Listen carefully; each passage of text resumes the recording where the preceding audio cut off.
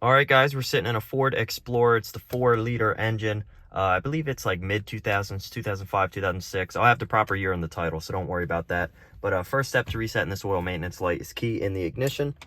2 turns to the on position. 1, 2. Chime will start, gauges will move, and the messages will display. So you've got your info, setup, and reset.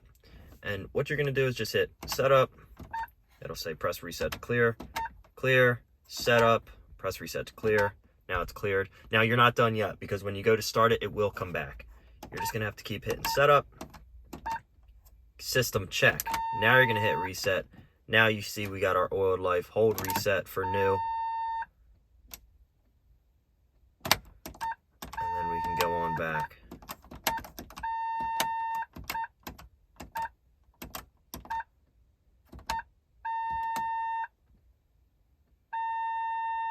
If new, oil hold reset. There we go.